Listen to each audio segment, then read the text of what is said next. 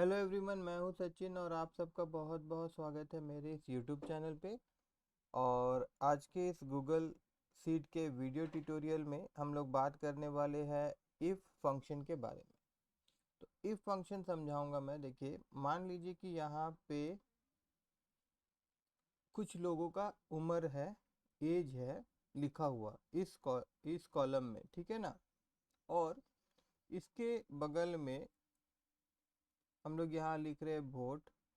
और नीचे क्या होगा कि यहाँ हम लोगों को डिस्प्ले करवाना है यस, नो, नो, यस।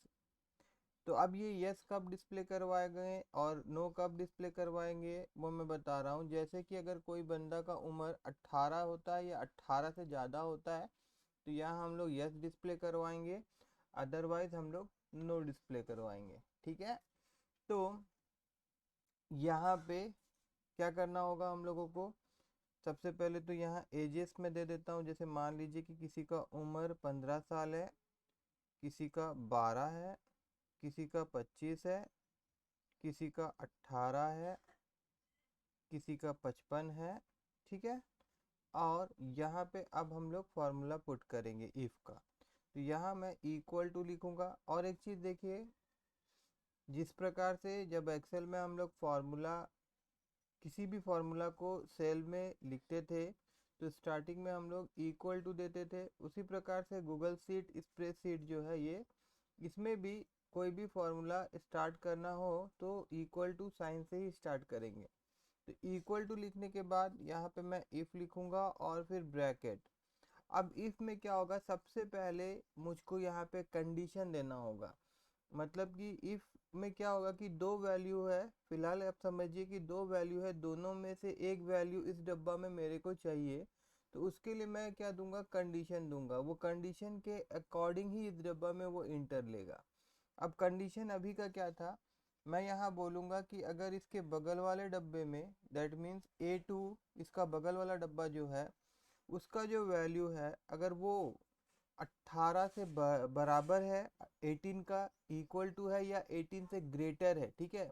बात समझिए, 18 से A2 में जो भी वैल्यू इंसर्ट है अगर वो 18 से बड़ा है या 18 के बराबर है, तब आप देखिए, अगर ये कंडीशन सही हो जाता है, दिस इज अवर कंडीशन, तो इसके बगल में हम जो भी लिखेंगे ना वो इस डब्बा में प्रिंट होगा, मतलब आ जाएगा, ठीक है।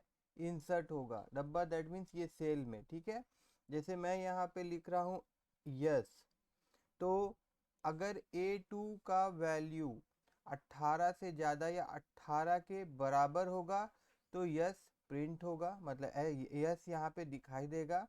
और नहीं तो अगर वो कंडीशन सेटिस्फाई नहीं करेगा तो फिर यहाँ पे आपका नो दिखाई देगा, ठीक है। देखिए, पहले कंडीशन, और अगर कंडीशन ट्रू होगा तो ये वाला वैल्यू लेगा, एक्सेप्ट करेगा ये वाला सेल, अदरवाइज ये वाला सेल एक्सेप्ट, ये वाला वैल्यू एक्सेप्ट करेगा ये वाला सेल। तो अगर अभी मैं इंटर मारूं इसको बंद करके, तो यहाँ पे देखिए नो दिखा रहा है और बाकी सब में यहाँ यहाँ यस आ रहा है। मैं इसको ऑटो फिल कर देता हूँ। यहाँ मैं क्लिक करता हूँ तो देखिए सारा चीज़ आ गया। अब गौर करिए, देखिए जहाँ पे भी 18 या 18 से ज़्यादा वैल्यू है वहाँ पे ये यस ले ले रहा है, और जहाँ पे भी कम है वहाँ देखिए ये नो ले ले रहा है, ठीक है ना। हम लोग और एक एग्जाम्पल के जरिए इसको समझने का कोशिश करते हैं।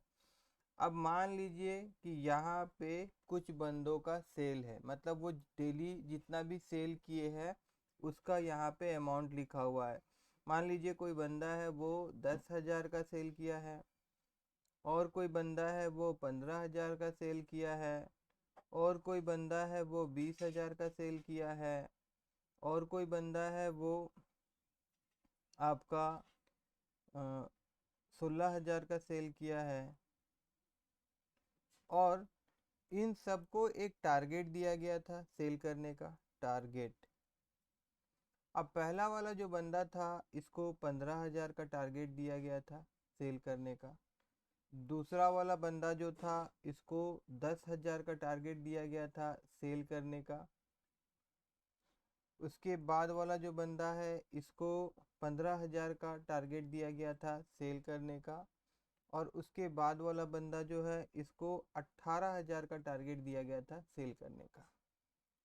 तो अब यहाँ ये वाला जो कॉलम है यहाँ हमको दिखाना है कि वो उसका टारगेट अचीव हुआ है या नहीं हुआ है। ठीक है, तो मैं यहाँ पे लिख देता हूँ री मार्क, और उसके बाद यहाँ पे मेरे को यस और नो दिखाना है या फिर अचीव या नॉट अचीव दिखाना, जो आपको दिखाना है वही प्रिंट करेंगे। मगर कंडीशन क्या होगा कि अगर टारगेट अचीव होता है तो यहाँ पे अचीव दिखाएंगे, नहीं तो नॉट अचीव दिखाएंगे। अब वो कैसे करेंगे हम लोग, तो यहाँ पे इक्वल टू और इफ दिए एंड देन ब्रैकेट। अब कंडीशन देना है। कंडीशन क्या है, कंडीशन है कि जो सेल का वैल्यू है, अब सेल का वैल्यू कहाँ मिल रहा है हम लोगों को, वो D2 में मिल रहा है। तो जो सेल का वैल्यू है अगर वो टारगेट का वैल्यू से बड़ा है, ठीक है, और यहाँ बराबर भी मैं कर देता हूँ, या बराबर भी है, तब हम लोगों को यहाँ पे क्या प्रिंट करवाना है, अचीव, ACHIVED अचीव्ड। और नहीं तो फिर क्या प्रिंट करवाना है, not achieved, NOT not, ACHIVED achieved. और फिर ब्रैकेट हम लोग यहाँ बंद कर देंगे और फिर मैं इसको इंटर मारूंगा एंड देन ऑटो फिल अगर मैं कर देता हूँ, ठीक है। तो देखिए यहाँ पे जहाँ जहाँ टारगेट अचीव था, जैसे यहाँ पे टारगेट कितना दिया गया था 10,000 और ये बंदा 15,000 का सेल किया तो अचीव्ड। यहाँ पे टारगेट 15,000 दिया गया था और ये बंदा 20,000 का सेल किया तो अचीव्ड। यहाँ पे टारगेट 18,000 दिया गया था मगर ये बंदा 16,000 किया तो नॉट अचीव। उसी प्रकार से ऊपर में भी यहाँ पे टारगेट 15,000 दिया गया था मगर ये बंदा 1,000 ही सेल कर पाया तो नॉट अचीव। ठीक है, यहाँ तक समझ में आया होगा आप लोगों को। उसी प्रकार से मैं एक चीज़ और दिखाना चाहता हूँ, और साथ ही साथ हम लोग मल्टीपल इफ स्टेटमेंट भी यूज़ कर सकते हैं, फॉर्मूला यूज़ कर सकते हैं। जैसे कि यहाँ मैं आपको दिखा रहा हूँ।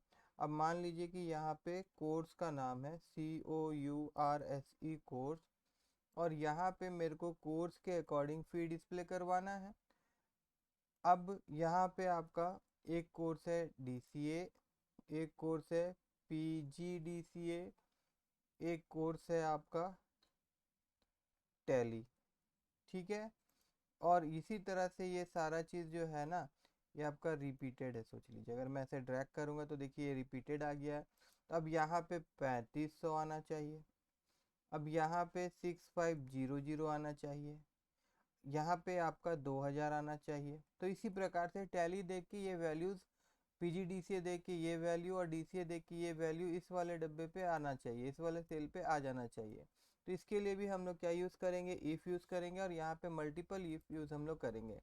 वो कैसे, देखिए यहाँ पे मैं इक्वल टू लिखूँगा और फिर इफ़ लिखूँगा और फिर यहाँ मैं ब्रैकेट दे दूँगा, और ब्रैकेट देने के बाद में फिर मैं इस डब्बे को यहाँ पे सेलेक्ट करूँगा और बोलूँगा कि अगर इस डब्बे में लिखा हुआ वैल्यू जो है ना अगर वो DCA है तो आप इस वाले डब्बे पे 3500 प्रिंट करवा दीजिए। फिर कॉमा दूंगा मैं और फिर यहाँ पे इफ़ दूंगा और फिर ब्रैकेट दूंगा और फिर बोलूँगा कि अगर ये डब्बे पे मान लीजिए कि DCA नहीं है और PGDCA है तो फिर आप यहाँ पे 6500 प्रिंट करवा दीजिए।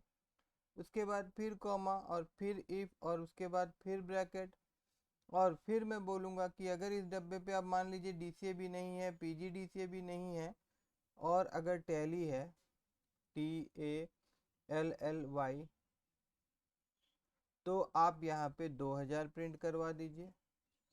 और फिर कॉमा, अब मान लीजिए कि इनमें से कुछ भी नहीं है तो यहाँ पे आप 0 प्रिंट करवा दीजिए, और जितना ब्रैकेट हम लोग ओपन किए हैं 1 2 एंड 3 उतना ब्रैकेट आप यहाँ पे क्लोज कर दीजिए और यहाँ पे इंटर मार दीजिए। और फिर ये ऑटो फिल का ऑप्शन आया है, यहाँ पे मैं अगर क्लिक कर दूँ तो ये सारा देखिए ले लिया है। और देखिए कोर्स के अकॉर्डिंग यहाँ पे आपको वैल्यू दिख रहा है। अगर मैं कहीं चेंज कर देता हूँ, मान लीजिए मैं यहाँ DCA कर दूँ और इंटर मार दूँ तो देखिए यहाँ का वैल्यू चेंज हो जाएगा। तो इस प्रकार से हम लोग मल्टीपल इफ भी यूज़ कर सकते हैं। और एक चीज़ आप ध्यान दीजिएगा कि जब हम लोग इफ़ का फॉर्मूला लिखते हैं, अगर यहाँ पे कोई नंबर न्यूमरिक वैल्यू होता है, कोई नंबर अगर हम लोग देते हैं तो इन्वर्टेड कॉमा का प्रयोग नहीं करते हैं, ठीक है। मगर वही चीज़ जब कोई स्ट्रिंग वैल्यू होता है, दैट मीन्स कोई अल्फ़ाबेट में लिखा हुआ रहता है, तो हम लोग क्या करते हैं, यहाँ पे इन्वर्टेड कॉमा देते हैं, उसका हम लोग यूज़ करते हैं, ठीक है। तो अगर आप लोगों को इफ़ कंडीशन समझ में आया होगा, ये वीडियो मेरा अगर आप लोगों को अच्छा लगा होगा तो मेरी इस वीडियो को लाइक करिएगा और मेरे चैनल को सब्सक्राइब करना मत भूलिएगा।